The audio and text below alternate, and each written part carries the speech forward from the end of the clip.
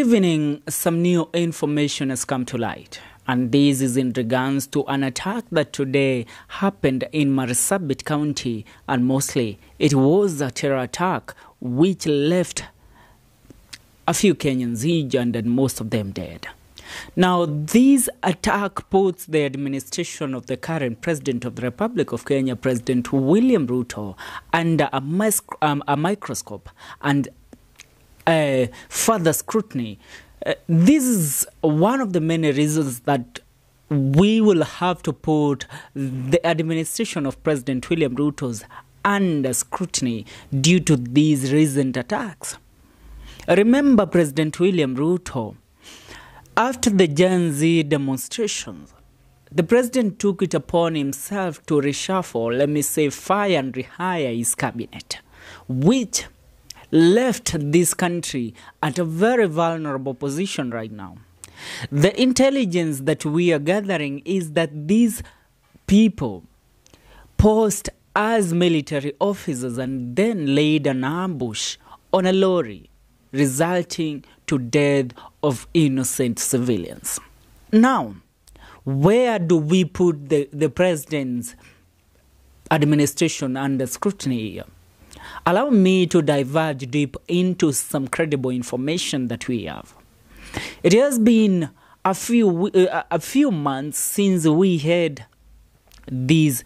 We cannot call this a banditry attack, because this is not a banditry attack. This is a terror attack.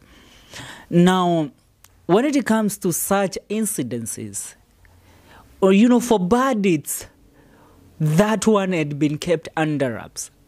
For bandits, Professor Kithure Kindiki, as the Cabinet Secretary of Internal Security, made sure that he has put measures mostly in the banditry-prone areas, and that is in Turkana County, Samburu, West Pokot, where bandits had terrorized and taken over those different parts of the country. And before the Gen Z demonstration, those places had been calmed, and we were being notified that the bandits had retreated to their hiding places. But right now, the information that we have, I won't read it out loudly and clearly so that you will get the point of what we are bringing forward to you. Now, 7 people have been killed in the latest banditry, they call it a banditry attack in Marsabit County. Now, the armed bandits ambushed a Mitsubishi lorry on the Forele Turbi Road with 10 passengers on board, about 25 kilometers from Forele police station. Now, the assailants, dressed in jungle attire, opened fire without warning and later set the lorry ablaze. According to a police report seen by different media stations, 6 people were fatally burned beyond recognition, with only 1 person being recognized. Now, those who died included 6 men and 1 female, namely Ibrahim Jala Kiyadiba, Adano Jarso Tula Gobu, Galgalo Gila, Golo Kula, and Wato Denge respectively. One of the 3 survivors suffered gunshot wounds and other burns. The other survivor was unhurt. Now, following the attack, the police said that the lorry burst into flames where 80 bags of 100 kg maize, 60 iron sheets, 5 of 200 liters diesel cans, and 3x2 timber and other assorted goods of unknown were destroyed. Now, detectives who visited the scene also recovered 157 spent cartridges of 1.62 millimeter by 39 special, which is a 7.62 millimeter caliber. That is an AK-47. Those are bullets from an AK-47.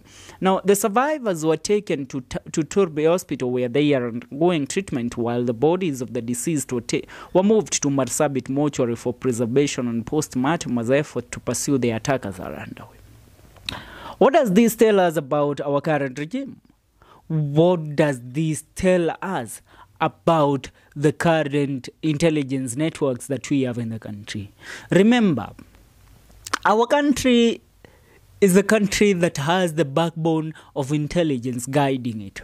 Now, here we don't say, there's one thing with people in our country. You think because you are in Nairobi or you are in these cities, you are safe. I tell you, you are not. And what should be done is that even those that are in those banditry-prone areas and those that are highly exposed to these attacks are our brothers and sisters who are Kenyans by birth. They have grown up in this country. I have seen some of the people passing out hatred comments on different social media platforms, and mostly racist comments in regards to other communities, and mostly those that live in the eastern parts of the country. Those are Kenyans. And I dare tell you that mostly these people are about 4 to 5 million of our population. So they should be protected too, with everything that we have in this country also. Now, Aden Duale was the Secretary Cabinet of Defense. Now, during the era of Cabinet Secretary of Defense, Aden Duale, in those areas including Garissa, Marsabit, and Wajir, these attacks had been minimized. The intelligence system that had been put in place was working. Now, right now, the Cabinet Secretary of Defense is Soipan Tuya. Many Kenyans expressed their disappointment in this lady holding the office of the Cabinet Secretary of Defense. Now the question is, due to just being 1 or 2 to 3 days in office, how will they be able to combat these attacks? Because our country needs protection, and we need to have credible intelligence that guides our country. Our intelligence system in our country has been proven to not deliver by even those that are in this government. One thing, you also, Deputy President Rigathi Gachagua, pointing fingers at the Director of National Intelligence Service, NIS Director Nudin Haji. Rigathi Gachagua, during the demonstration, claimed that Director Nudin Haji exposed the president to attacks after failing to deliver credible intelligence, and intelligence worthy proving that the people on the ground were dissatisfied with the finance bill year 2024. Now, we want to know how our country sees its intelligence. How do they decide? And these attacks are something that should be combated with people like the Cabinet Secretary of Defense, Cabinet Secretary of Internal Security. These are the people that will be in the front line. Now, Soipan Tuya has just been appointed in office. This office was to be the office of Cabinet Secretary of Defense, which was held by Aden Duale. And Aden Duale did his work, delivered on his own side and merits. But when you come to the ground right now, you will realize that Kenya is at a very vulnerable position. And the president should put intelligence measures to make sure that he deals with these threats on his people. Because today we have lost 6 men and 1 woman. All citizens of this republic. For what? For what? They were just going on throughout doing their normal businesses and carrying out their daily endeavors.